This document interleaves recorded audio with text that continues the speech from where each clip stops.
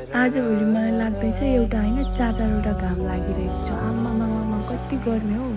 So hello everyone, आज पनि म फेरि मिनी ब्लग सुरु गरिरहेको छु। आज भने म बिहानै उठेर कलेज जान लागिरहेको छु। बिहानै चाहिँ पानी पर्ला जस्तो लागिरहेको थियो, त्यसकारण मैले छाता नबोकिकन कलेज गएँ। घाम पनि लागिरहेको थिएन, छाताको जरुरत पर्दैन होला भनेर म चाहिँ छाता नबोकी गएँ।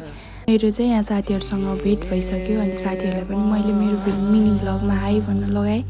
अनि हामी गफ गर्दै कलेज गयौँ। उनी हुन् मेरी अर्की साथी। हाई भन त मेरो मिनी ब्लगमा भनेको हाई भन्दै छिन्। अनि उनीसँग भेट भएपछि फेरि हामी के हो गफ आउन थाल्छ। एकले अर्कालाई उडाउँदै हामी हिँडिरहेका छौँ। एकछिनपछि हामी कलेजमा पनि आइसक्यौँ। हामी चाहिँ जहिले कलेज ढिलो जान्छौँ, यति छिटो गर्ने भन्दा पनि हुँदै हुन्न।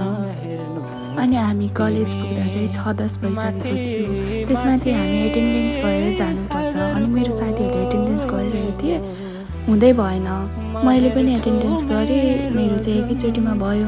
अनि आज चाहिँ हाम्रो 2वटा पिरियड पढाइ भएन। यिनी चाहिँ खाली समयमा क ख ग घ पढ्दैछन्। यिनी चाहिँ मैले नजानेको हिसाब सिकाउनु पठाएको थिएँ, युट्युबबाट हेरी सिकाउँदैछन्। अनि हाम्रो बिदा भएर बाहिर निस्किँदा त आम्मामा कति गर्मी हो। 10:30 बजी चाहिँ हाम्रो बिदा हुन्छ। घर आउने बेलामा त घामले पाकेर पुरै नगरौँ। अनि एमिना चाहिँ यहाँबाट छुट्टिसकि ऊ बस्ने चाहिँ यहीँनिर हो। हामी चाहिँ फेरि आउँदैछौँ। यहाँ बाटोमा भैँसीहरू हिँडिरहेको छन्। यो बाटोमा जहिले पनि हामी हिँड्दा भैँसी भेटिन्छ। अनि मलाई यो लाइनमा गमलाहरू रोपेको चाहिँ कस्तो मन पर्यो। सबैको घर अगाडि गमलाहरू राखेको रहेछ कि। कसैले फुल रोपिसकेको थियो, कोहीले चाहिँ रोप्न बाँकी थियो। दुवै साइडमा गमला राख्दा कस्तो राम्रो देखेको।